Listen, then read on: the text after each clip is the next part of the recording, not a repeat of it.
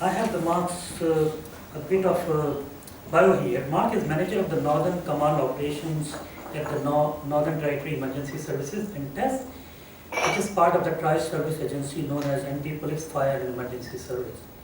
Mark brings with him over 40 years of rich experience of actively working with emergency services, communities, volunteers, and relevant stakeholders, and he has coordinated a wide range of emergency operations in the territory. Mark has volunteered as an ambulance officer, firefighter, and emergency service member, working in frontline response roles, team leadership, and managed the Darwin unit of NTES over 10 years. That's great. Before taking a paid staff role in the NTE emergency service, he is delivering emergency response and emergency management training across the Northern Territory. For the last 10 years, in his role, he has been undertaking emergency management planning, response, and coordination while working to enhance community resilience through the volunteers. That's really great. Mark, over to you now. I understand you don't have PowerPoint. I have got a PowerPoint. You do? Yes, Oh, yes, yes, you do. yes. Sorry, you do. Sorry, you just share that and I open this. Thank you. And while Mark is about to start speaking, those who are in the room, please feel free to grab a cup of coffee or tea for yourself. There are also nice things to eat.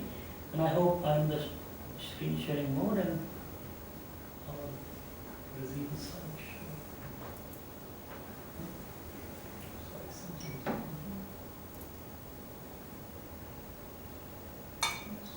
Just taking a step back to society for one. But it's good we've got Mark here, he can go back to 1.0 and get the old compass out. Yeah, thank you. Yeah.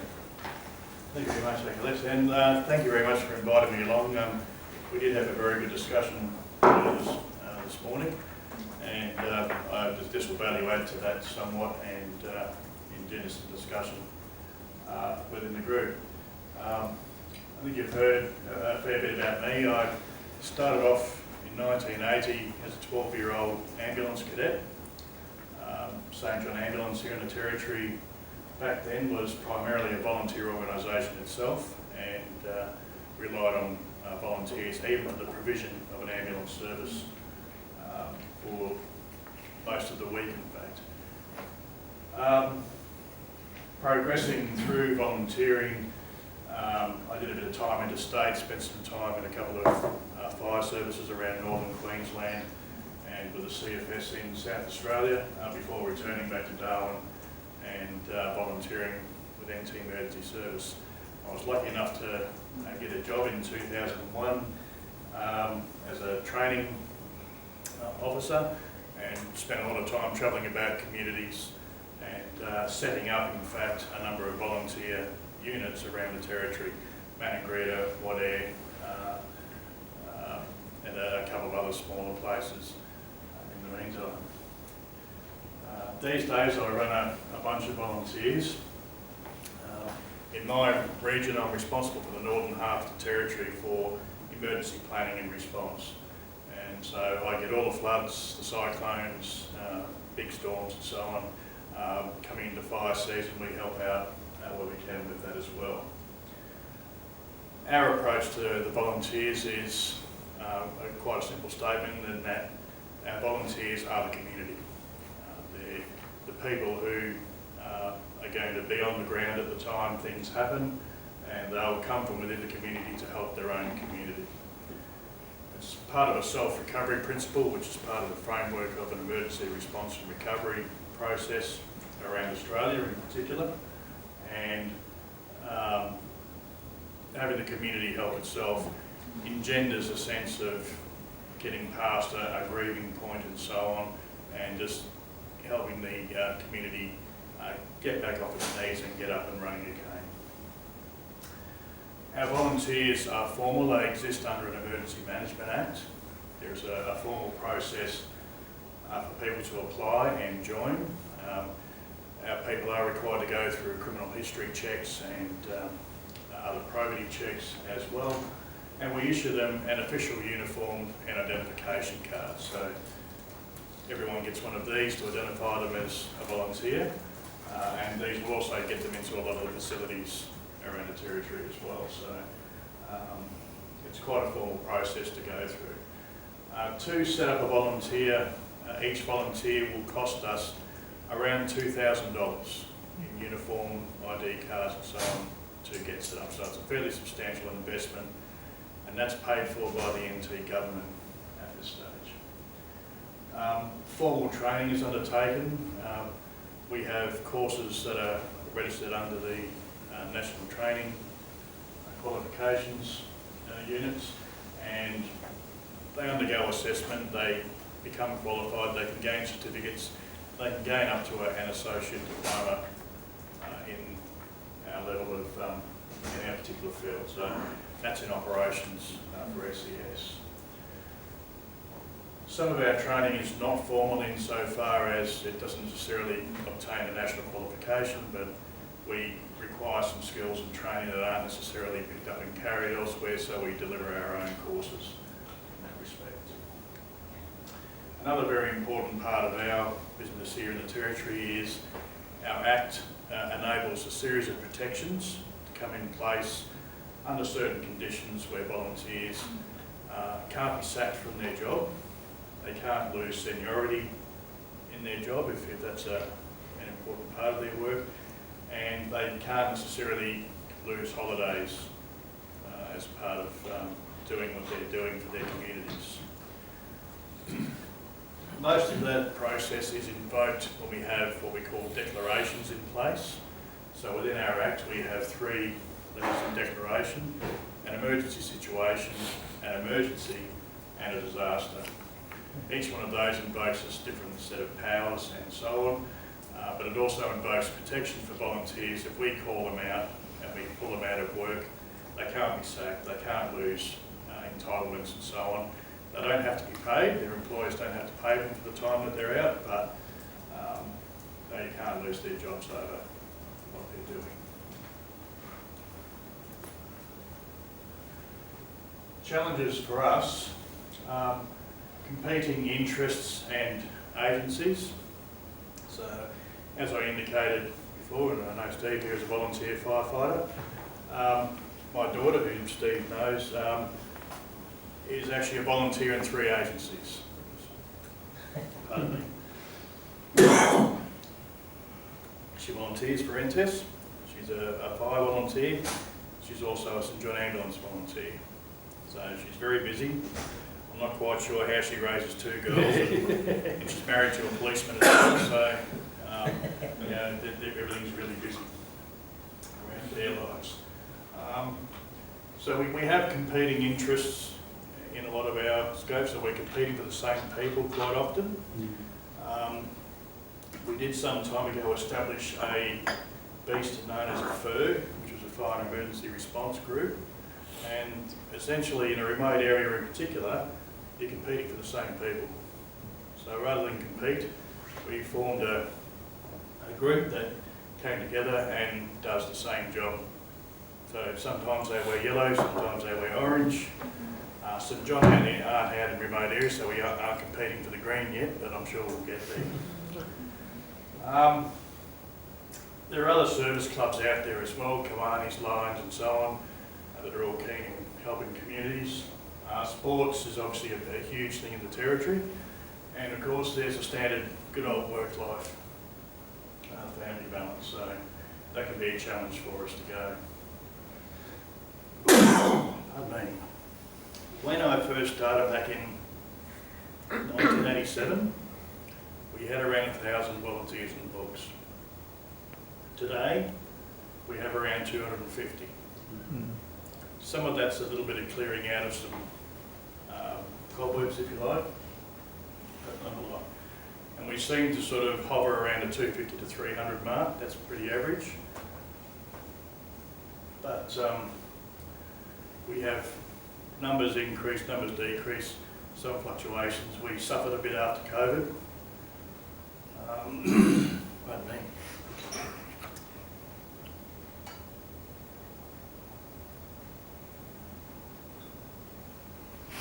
We suffered a bit after COVID, and we're steadily starting to recover now. So, for example, one of my officers was out in Raminginning just last week.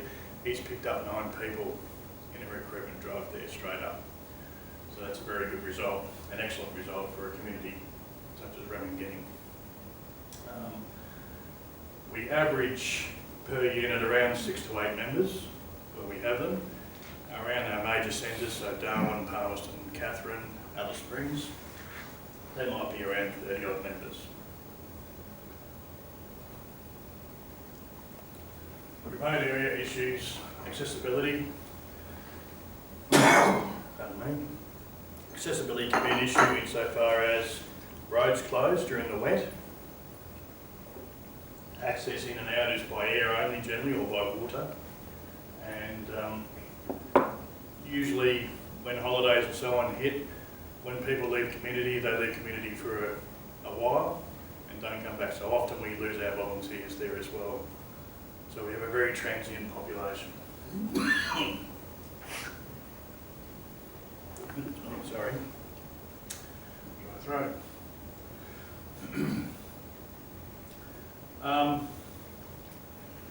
Serviceability, getting out and being able to deliver services. So covering the area that I have to cover, I have 2 other staff that work with me, and we're spread very thin. So it's often difficult for us to be everywhere at once. Pardon me. We have to target where our servicing is going. So sometimes things can wax and wane around our ability to be able to service what we need to service out there. Support. Probably one of the more difficult areas we have is funding. So we're funded by the Territory Government. It's difficult for us to obtain funding from other sources because of the nature of our source funding. So we're quite limited, we're very small. So the NTPFES budget, pardon me, I think is around $70 odd million. Of that, we get 3. So we're a very small part of that particular budget, and that's shared amongst 2 other agencies. There's 2 commands, sorry, there's actually 4 commands. There's 2 operational commands, a training command and a planning command. So we all have to vie for the same loot as such. And then in my area, there's 18 active units. So I've then got to try and balance how I'm going to share the funds out to that. So that can be quite a challenge as well. Quarters and equipment, setting up a remote area station. Challenges we come into there. So we tried to build a volunteer unit on South Goulburn Island in Warrawee. The challenge for us was we had to go and find taps. So there's very limited water on South Goulburn Island. So we had to go and ask people or entities if they would give up 1 tap each for us to put a tap in. So if we wanted a toilet in our premises, we had to ask for somebody to give up a tap. If we wanted a sink, somebody had to give up a tap. That's the sort of thing we're up against now. Unfortunately, nobody was willing to give us a tap, so we couldn't set up our own station there. Add to that, to set up a basic shed with a small office in it, maybe a small training room, not much smaller than this perhaps. We were looking at quite an exorbitant amount, so upwards of $1 million to set up something like that out in that location. Everything had to be barged out. So the tin, the concrete for the slab, the water for the concrete for the slab, any building materials all had to be barged out and delivered on the site, and then you had to get around seasonal issues and so on. So we haven't built that yet.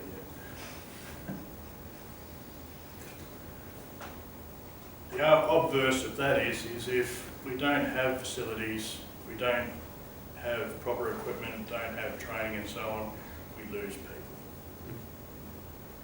So it's a balancing act between people being able to be funded and adequately resourced or not. where you might keep long-term volunteers. Pardon me. Training is not so much an issue for us. We get out quite every weekend at least as a course on. We bring people into major centres and so on, so there's always something happening in there. That's not too much of a challenge for us. It can be at times, usually because there's a stepped process to our training. You have to have done this course before you do this course to get to this course and go to that course. So that can be a challenge for people to maintain, particularly when they have their own lives to get on with as well. And that leads us into the personal issues. People work, they have their own family life, sports, other services and so on, so people are very busy these days. Young people in general aren't usually interested in long-term volunteering and so on. They're more interested in doing short-term type of stuff, so a challenge for us having such formal and rigid type approach to our business is how do we account for a short-term or part-time volunteer as such. We haven't worked that one out yet, I have to say. A basic picture of our service structure. So we have a directorate, there's a north and south operational area with our learning, development and planning. They look after writing plans and so on, the public education type material. And our volunteer units out there. We have some 24 volunteer units active at the moment around the territory. Our territory level is made up of a volunteer who's in charge of the unit, has team leaders, if you like, in various areas, rescue, marine communications, other support roles are all volunteers. Our permanent staff member is an area person, so he looks after a number of volunteer units, but the volunteer units themselves are run by a volunteer who's appointed by the director to do so.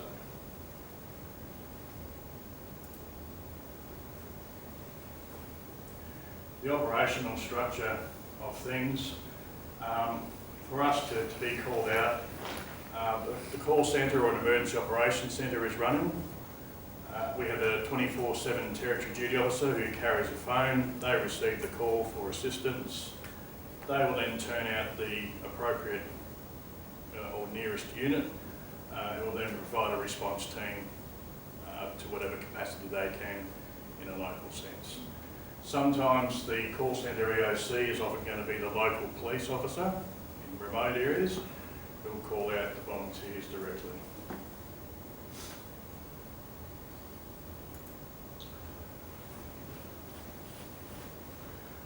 From the spontaneous volunteering side of things, I spoke to this at our meeting this morning. Any incident has three groups of rescuers. You have the immediate survivors of whatever impact has occurred, whether it be flood, cyclone, earthquake or otherwise. They're always going to be your first responders, and they will provide the first initial bit of first aid, survey work and so on, traumatised and so on. Your next level of response comes from the immediate area, people wanting to get in and help their fellow neighbours and so on. That's also your first group of volunteers really going to work as well. And then the trained responders, who are generally a very poor third. They take time to get going. If they're a volunteer organisation, they have to be called out from home or from work, have to respond to a location, get their clothes on, get their equipment running and then get out to a site. So for us, the average response time is from 30 minutes to an hour. That'll depend on what the event might be. Sometimes it can be quicker, sometimes it can be slower. Spontaneous volunteers, for the most part in Australia, are managed by now Volunteering Australia. We find they don't meld into the formal volunteering sense of things particularly well, mostly because they're not used to working within a structured, coordinated, organised sort of fashion. They can be led and briefed and controlled and so on. I don't think you might talk about that in your army sense. They just don't tend to work in with already trained and rigidly coordinated teams, I guess. So it can be a little bit messy. It can be a little bit of different barge at times. So we try and separate the two operationally at least anyway. So we haven't had much call on them up here. We don't tend to do that at the moment. You see it anyway, things will happen. We know during Cyclone Marcus or past Cyclone Marcus, for example, lots of people go out to help their neighbours with stuff to clear up their trees and so on. That helped us. We had something in the region of 30, 40 odd thousand trees knocked down. So, you know, there were trees everywhere. The place was looking very shabby. Certainly, around communities, people will get in and help as they can, where they can, and with whatever expertise they have. My personal experience, I'm a survivor of Cyclone Tracy here in Darwin in 1974. I was 6 years old, so you know, memories not very distinct, but I do remember people were always helping. Dad and my parents and so on were helping. You know, it's fair to say that Cyclone Tracy certainly was a catalyst for a lot of what has developed into Australia's emergency management principles and framework through to today.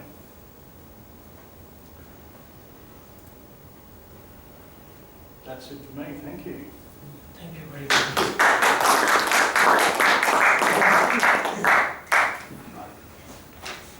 Thank you very much, Mark. Learned a lot from your presentation and also your personal experiences about the emergency services volunteers, and especially in the Northern Territory. And thank you for also, listing the challenges with a formal and also a spontaneous system. With these two presentations, now we are going to a little bit more micro level volunteering experiences. And in that regard, I would like to now invite Caroline Thompson. My introduction with her is only last like 5 days or 6 days. Yes, So when she learned about actually volunteering Australia, you mentioned Mark. So I was in touch with their new director who is based in Alice Spring, and she said, I'll put up a word with CDO Career Center. And I was like, wow, I have to get another person to talk to my own organization person, but until that time, I was not myself very well aware of what the CDO Career Center does. And then I had a telephonic and email communication with this wonderful person who said she is not only pioneering setting up CDU's own volunteering promotion program she might briefly touch upon today, which I mentioned also this morning, but also she herself volunteered in the past with the Mud Army. And beyond that, I don't know anything about your introduction, so please add more to it. But it's so good that you could